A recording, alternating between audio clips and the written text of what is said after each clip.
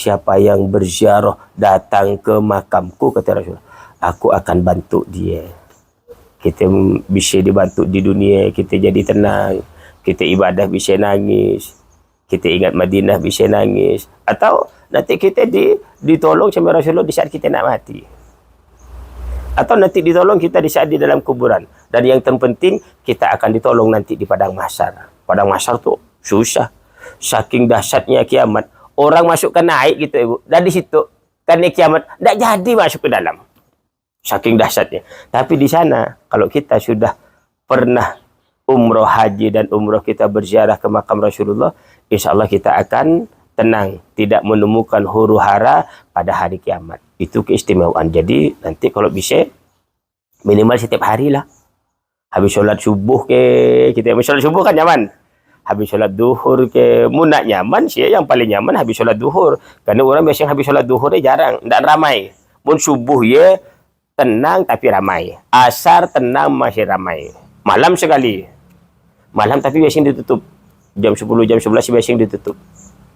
Jadi kita bisa cuma habis isya ziarah ke makam Nabi. Jadi kelak dari masjid kelak kita keluar sholat bisa langsung ziarah, dekat.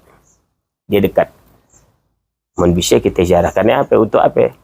Bahwa kita berharap kita akan dibantu oleh Rasulullah nanti setelah hari kiamat. Ya, pertama. Yang kedua, masalah di Raudhah.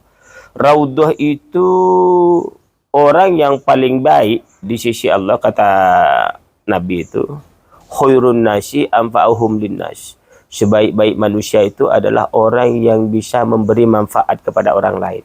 Jadi kalau kita nanti di Raudhah itu kita mementingkan diri sendiri, kata seperti Pak Asbu, kita nak solat sesuka kita, kan kasihan yang lain.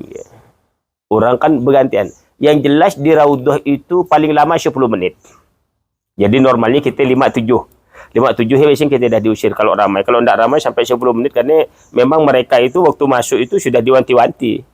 Jadi ada jamnya. Oh, kalian masuk semua, masuk, kita lari masuk semuanya kan. Ini masuk semua. Jadi di Madinah itu nanti masuk Raudhah laki dengan perempuan dan sama, Bu. Jadi jam laki-laki lain, jam perempuan lain-lain. Usah nak takut, adik mama kalau takut susah kayak gitu. Ada yang mimpin, ada yang bawa kelak di sini. Namanya gampang.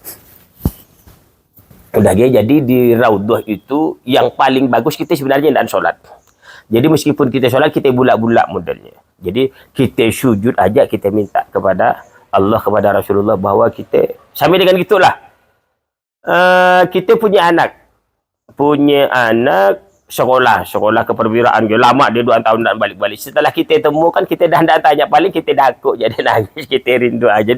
Jadi setelah kita sampai di sana di Madinah nanti di Raudhah, ya kita curahkan apa kerinduan kita, apa sebenarnya, ya Allah. Jadi biasanya saya pribadi seperti 2 kali saya sampai ke sana itu, saya tidak bisa nak baca apa-apa, saya cuma nangis. Aku sampai ya Rasulullah, cuma bisa nak baca selawat pun lupa. Saya sampai ya Rasulullah, aku sampai, cuma bisa ngomong saking rindunya kita kepada Rasulullah. Bentar.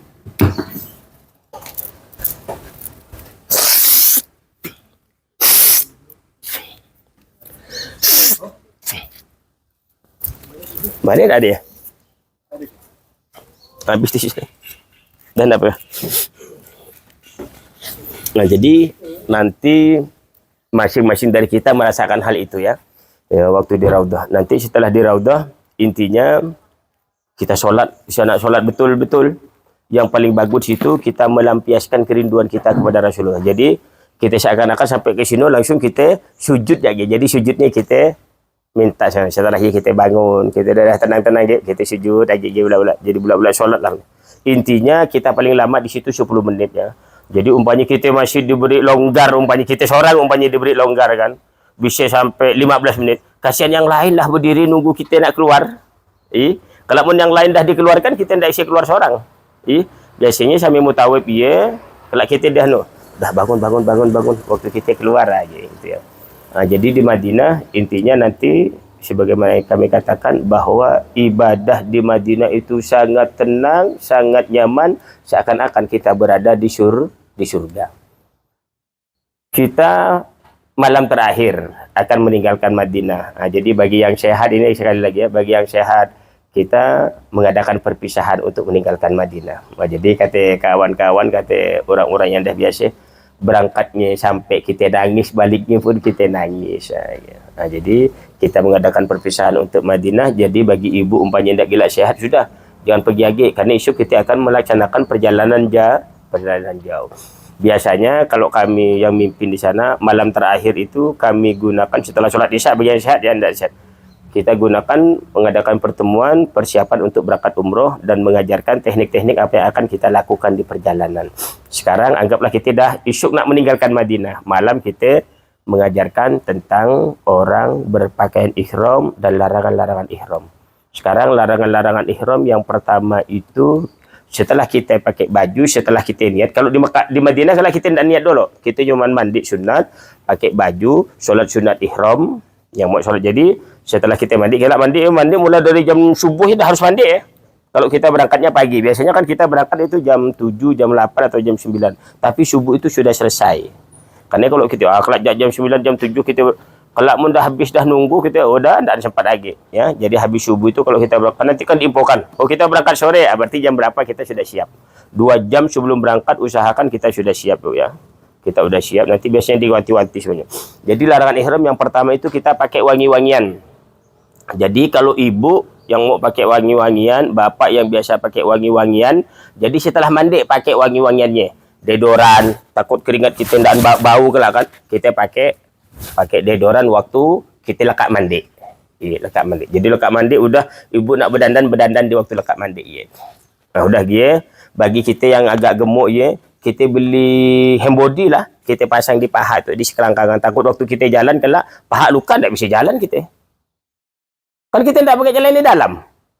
Telanjang bulat kita kelak ya. Cuma pakai sarung ya. Jadi takut luka kan, mau pakai celana kan daan kita biasa. Mudah telanjang turun kan, paha bergeser kalau bisa luka ya. Jadi pakai hand body, kita pakai hand body. Atau kalau bisa Pak Asbud sini beli paslin 5 rial.